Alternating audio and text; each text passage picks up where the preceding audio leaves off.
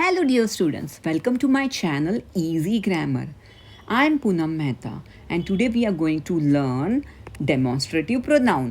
But demonstrative pronouns सीखने के पहले मैं चाहती हूँ कि आप पार्ट 1 प्रोनाउंस का देखें, जिसमें मैंने सिखाया है definition of pronouns in detail and personal pronoun. So let's begin.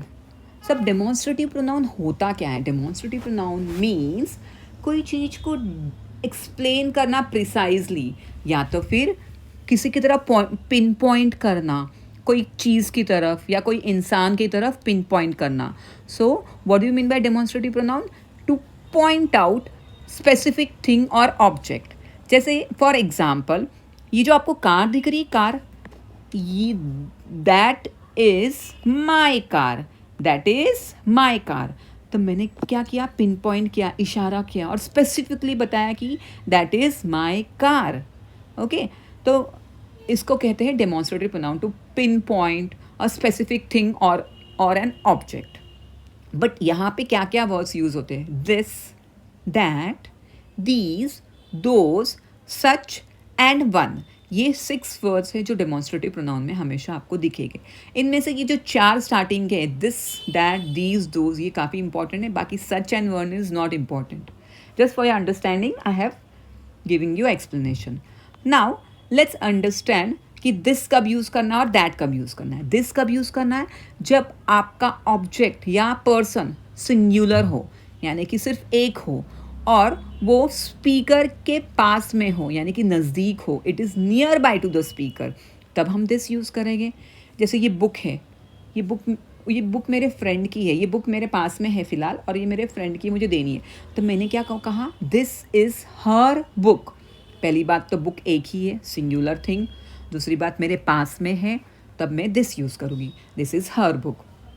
Second, that हम कब यूज़ करेंगे? दैट में भी जब सिंगुलर ऑब्जेक्ट या पर्सन होगा तभी यूज़ करेंगे. लेकिन यहाँ पे जब it is when it is far away from the speaker, यानी कि जब जैसे मैंने कहा ये कार, ये जो कार है बहुत दूर है मेरे घर से. मैं इशारा करती हूँ कि ये जो है, this is my car.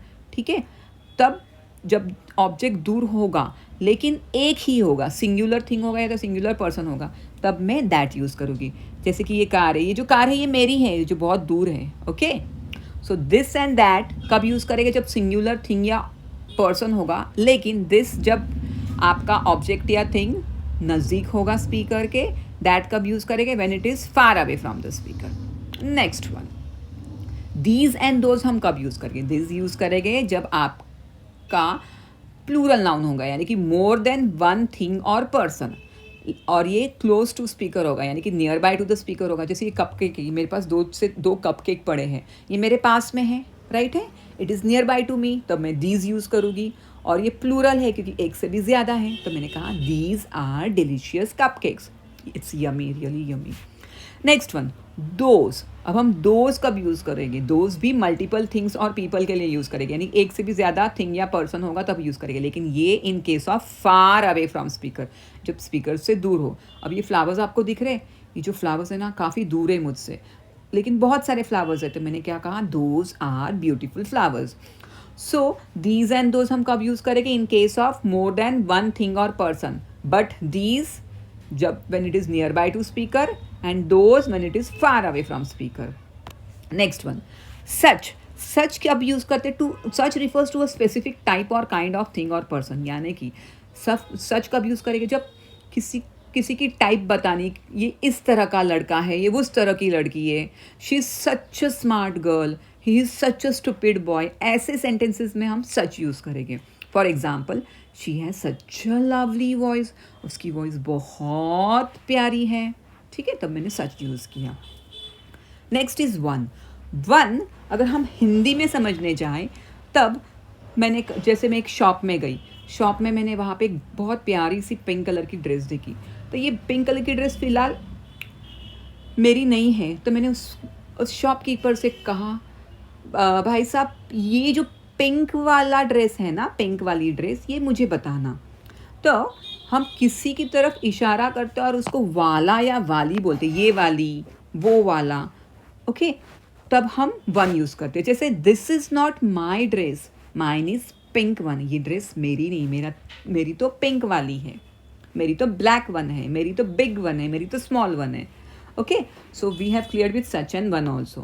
Now let's understand the difference between demonstrative pronoun and demonstrative adjective. सबसे पहले हम adjective को समझेंगे तो तब आपके लिए pronoun बहुत easy होगा. अब यहाँ पे this वाले सेंटेंस में हमने लिखा है this city is beautiful.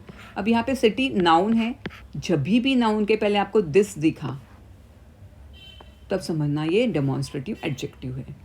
अब यहाँ पे दिस में दिस इज माई कार, यहाँ पे कार नाउन है लेकिन ये नाउन उसके पास में नहीं है, it is not near by two it, यानी कि डेमोन्स्ट्रेटिव प्रोनाउन. जैसे this is my car, it's demonstrative pronoun. This city is beautiful, demonstrative adjective, क्योंकि ये नाउन इसके पीछे है, नाउन फॉलो कर रहा है जिसको.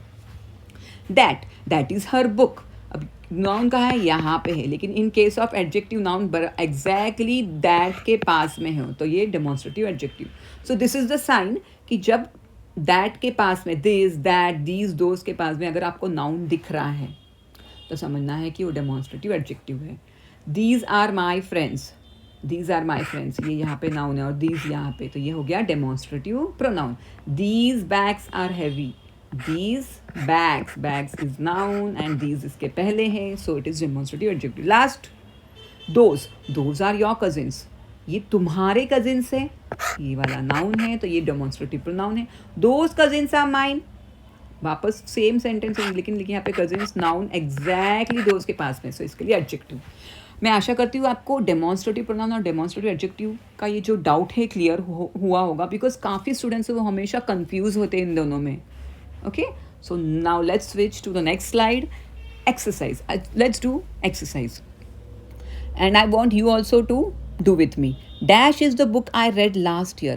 अब सबसे पहले is और ये है singular noun. book एक ही है, thing एक ही है और नज़दीक में है. So क्या आएगा answer? This. Next, dash is the bike that hit the old lady. Bike वापस singular noun है. अरे वो वाली जो बाइक है ना, वो जो दूर दिख रही है आपको, वो बाइक एक ओल्ड लेडी को हिट की, यानी कि मैं दूर के ऑब्जेक्ट की बात करी लेकिन सिंगुलर ऑब्जेक्ट है तो दैट आएगा. That are my books, these are my books, I am so sorry, books is plural noun. Okay, तो क्या आएगा? These are my books. Next, dash are the trees near the river. वो जो दूर tree दिख रही है आपको रिवर के पास में, बहुत प्यारी प्यारी ट्रीज है वहाँ पे. सो यहाँ पे ट्रीज क्या है? प्लूरल नाउन और it is far away, right? It is far away.